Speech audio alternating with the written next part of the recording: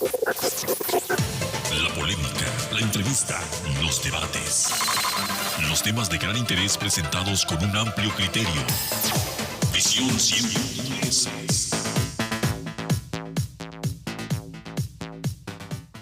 Muy buenos días, como cada sábado les da la bienvenida a este programa de entrevista a Adriana Quijano, y el día de hoy tenemos con nosotros, acompañándonos, a Ricardo Antonio Santos Ye. Él es investigador de Campeche del proyecto Hacia la construcción de una agenda antirracista para mejorar el acceso a la justicia de las personas, comunidades y pueblos indígenas en Campeche, Oaxaca y Yucatán. Muy buenos días. Muy buenos días, Adriana.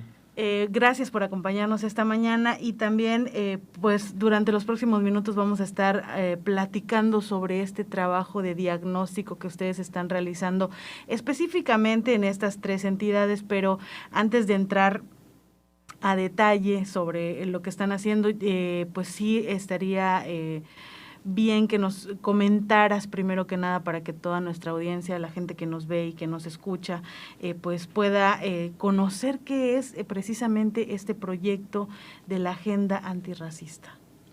Sí, claro. Este proyecto de la agenda antirracista y este diagnóstico que pudimos elaborar, fue impulsado o coordinado por el Centro Profesional Indígena de Asesoría, Defensa y Traducción.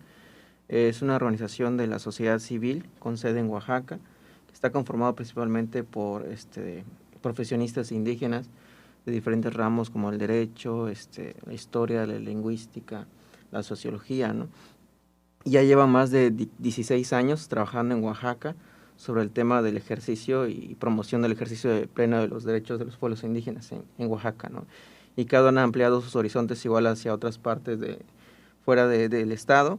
Y en este caso, específicamente con este proyecto que es de la agenda antirracista, que se trabajó con Oaxaca, Campeche y Yucatán desde el año 2020, ¿no? Entonces, en estos 2 años tuvimos la oportunidad de poder elaborar un diagnóstico sobre cuál es el estado del acceso a la justicia para la población indígena, de las comunidades y los pueblos también, y cuáles son los retos que hay, ¿no?, en el acceso a la justicia, y cómo el racismo tiene ciertos efectos para poder ejercer ese derecho plenamente.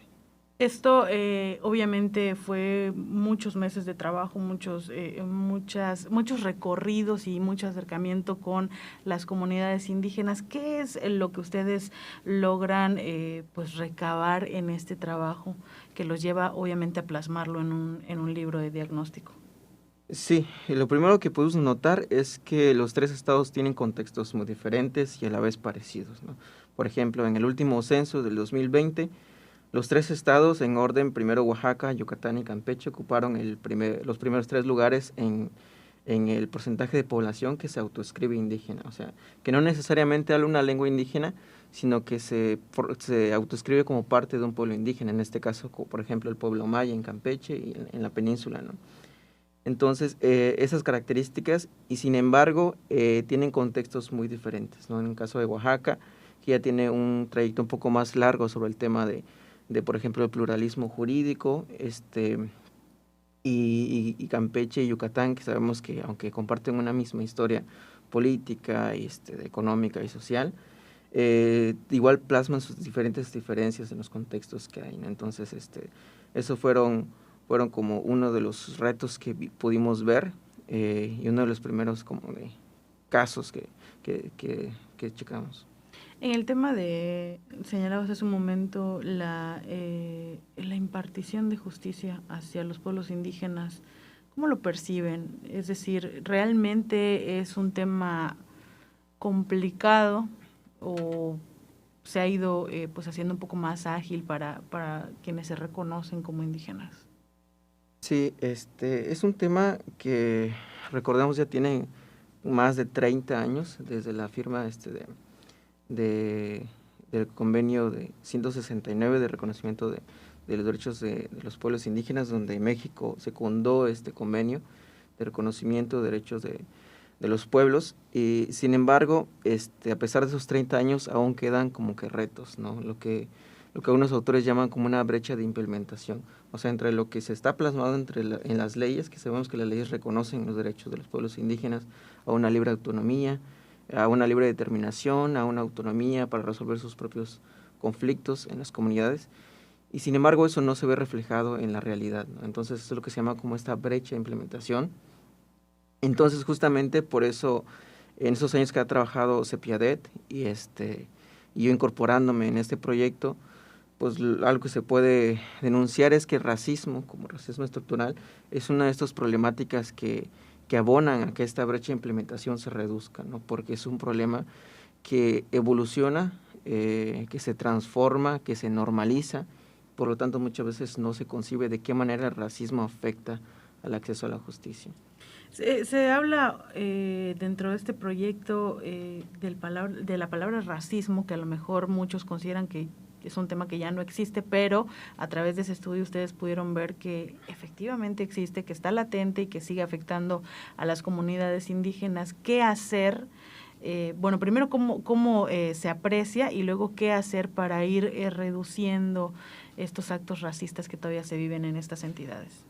Claro, muchas veces esa es la idea, ¿no? Que pudimos igual notar que se ve el racismo como un problema del pasado, ¿no? Como un problema, por ejemplo, de la época de los nazis, donde pues había un racismo muy latente, ¿no? Y muchas veces se concibe racismo como insultos directos hacia las personas. Pero lo que nosotros seguimos en esta línea de definición de racismo es como un sistema.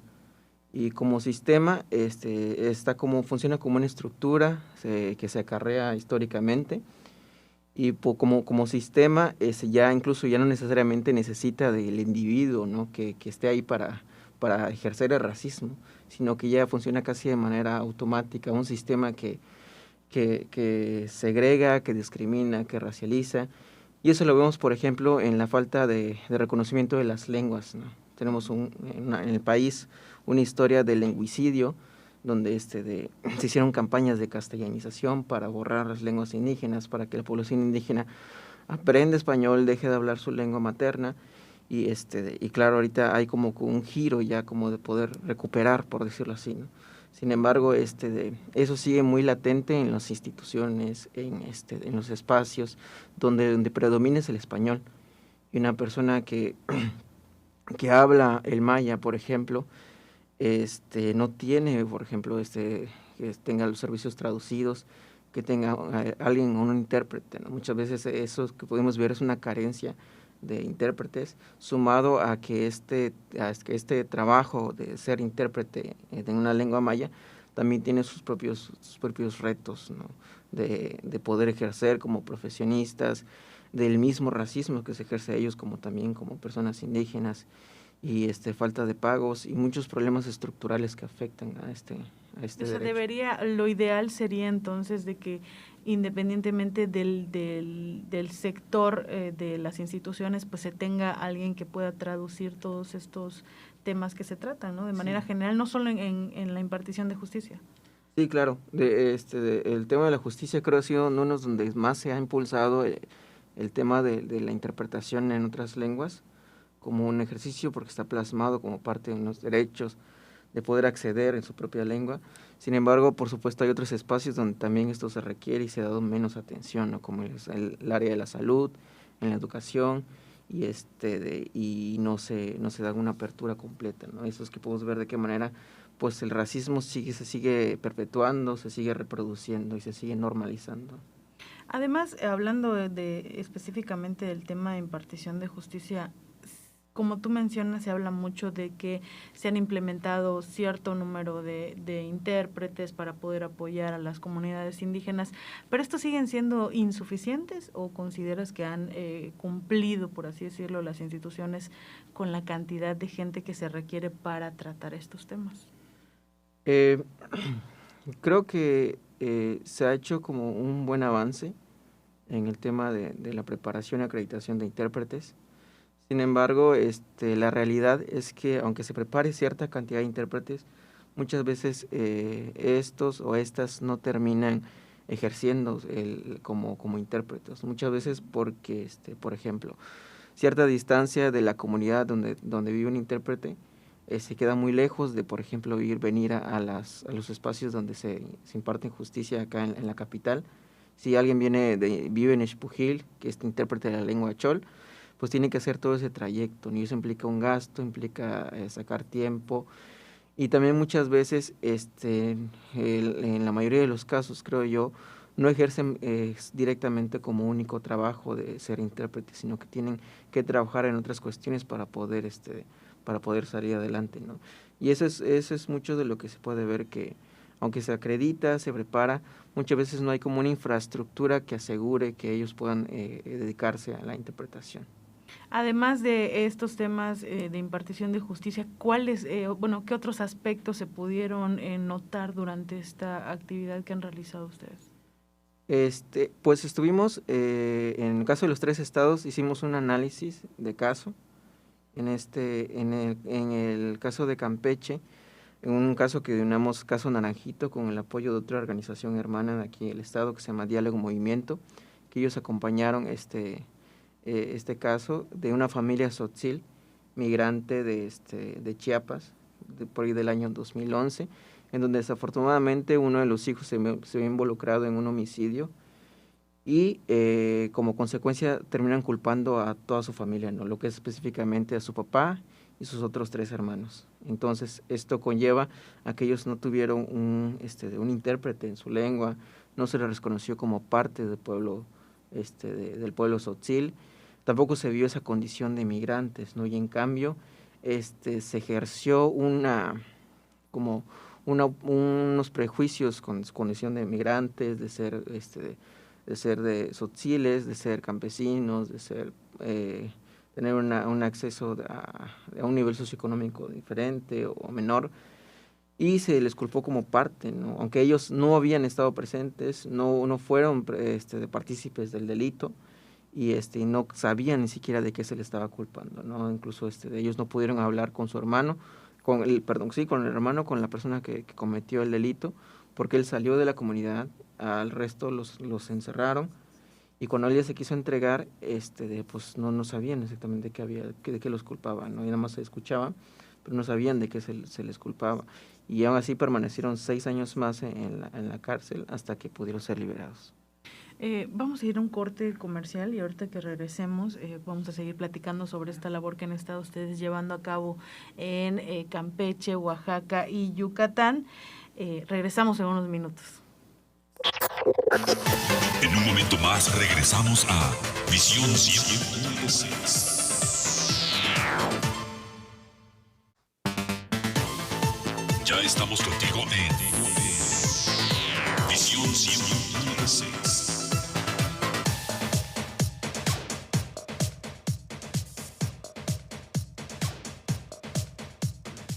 Ya estamos de regreso, y para aquellos que apenas nos están empezando a sintonizar esta mañana, seguimos platicando con Ricardo Antonio Santos Ye. Como comentábamos, pues él es investigador de este proyecto hacia la construcción de una agenda antirracista.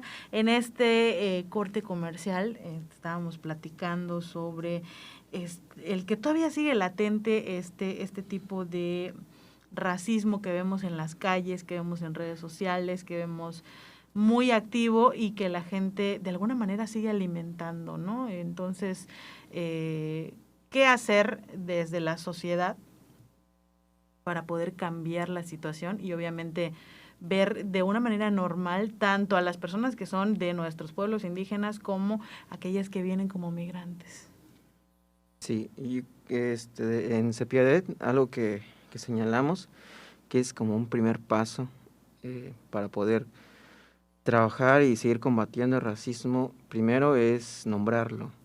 Ese es uno de los grandes retos, y en el nombrarlo es un reto muy importante, porque muchas veces no se reconoce como tal, muchas veces se confunde con clasismo, lo cual no exenta que también sean malo.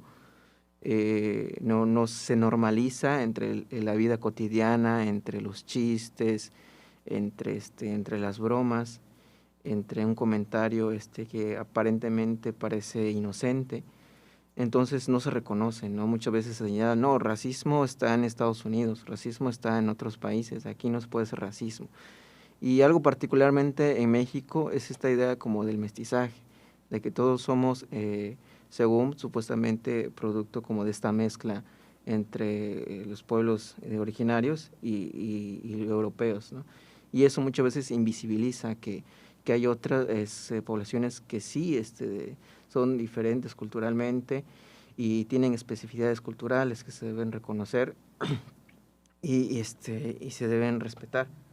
Entonces creo que ese es uno de los primeros retos, nombrarlo, reconocerlo y para poder hacer un cambio importante, ¿no? Yo creo que ese es uno de los más grandes retos que hay. Reconocerlo, ¿no?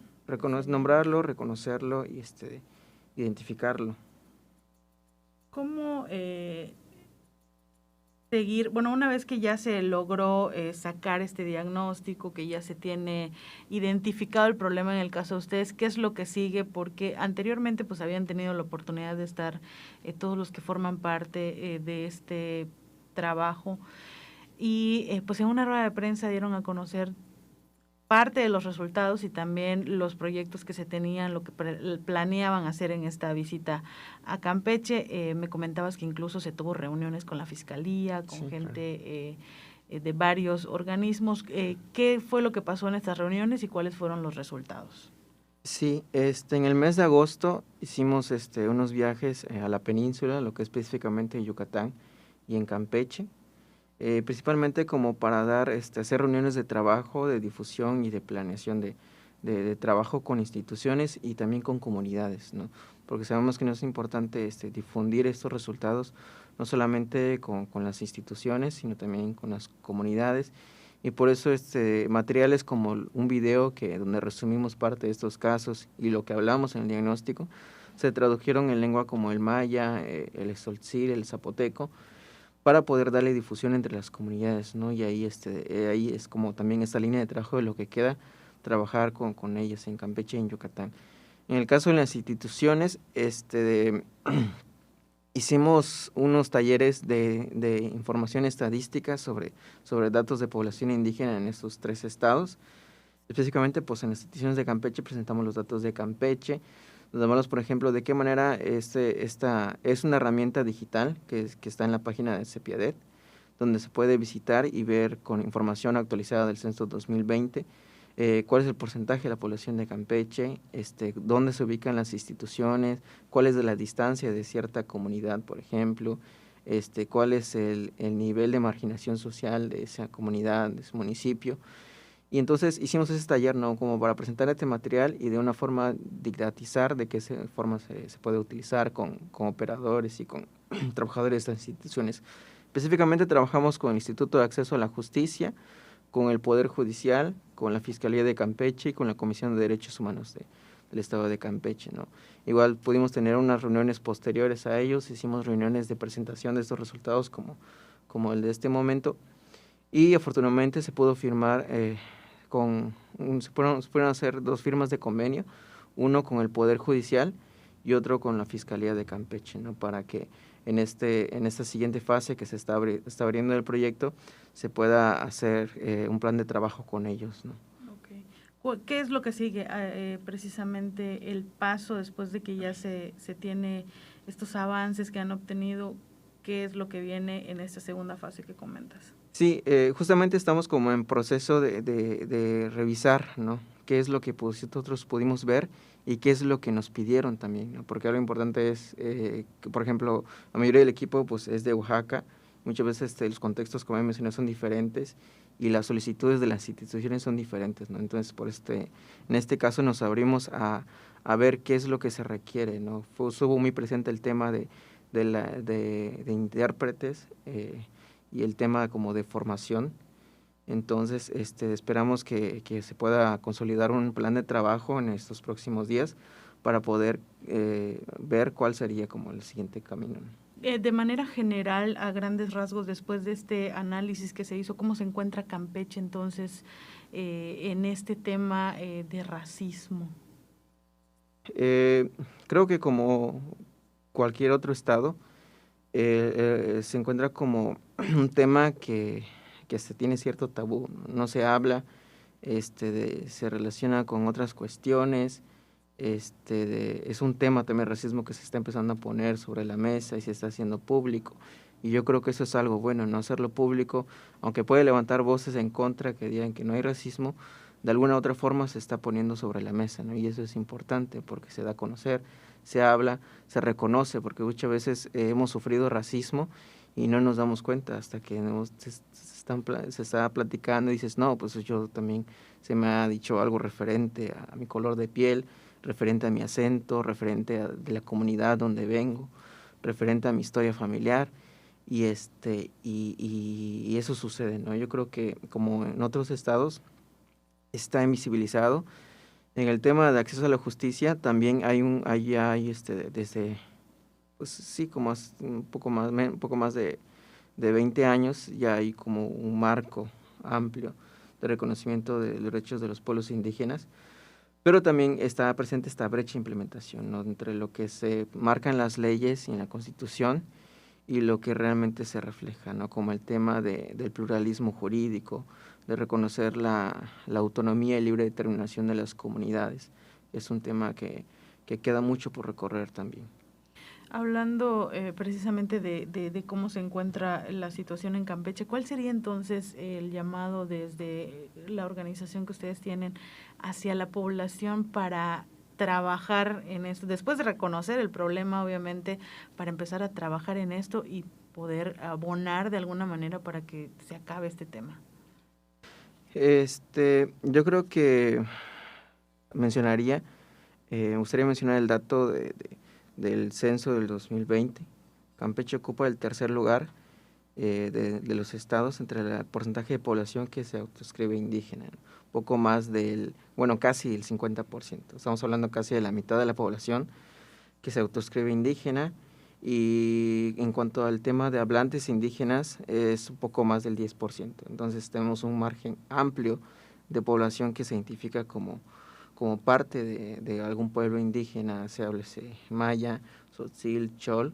Sabemos que igual el estado de Campeche tiene una gran diversidad cultural, por ejemplo, el pueblo originario maya, pero también se han provenido otros miembros del pueblo como el chol, el tzotzil, que han modificado y han hecho un panorama muy, muy diverso en Campeche, ¿no? Que es una característica que vimos, por ejemplo, entre los otros dos estados. Entonces yo creo que eso debe servir como para saber que el tema es importante, ¿no? Que el tema es algo que se debe hablar, es algo que se debe trabajar y poder trabajar en conjuntos, ¿no? Ya me gusta ver la agenda como una agenda, si bien no en construcción, sí abierta, ¿no? Como parte de un proyecto que se impulsa desde la sociedad civil. También hacer como que se pueda participar en una agenda conjunta, ¿no? Que se puede decir cuáles son los comentarios en conjunto con las instituciones, en conjunto con las comunidades, que a pesar de lo que nosotros podemos plasmar en este diagnóstico, se pueda mencionar qué más, ¿no? Quizás hay otros casos, otras características que nosotros no vimos, que es lo más seguro, y que se pueda mencionar, ¿no? Y que se pueda también hacer una retroalimentación, que quizás una percepción fue errónea, quizás hay algo más que se pueda abonar. Es algo que me gusta verlo así, como una agenda abierta, ¿no? ¿Cómo se pueden poner en contacto con ustedes? ¿Redes sociales, alguna página, algún correo, para que puedan conocer también este diagnóstico que ustedes realizaron? Sí, estamos en las redes sociales, estamos en Facebook como CEPIADET, o sea, son las siglas del Centro Profesional Indígena de Asesoría, Defensa y Traducción AC.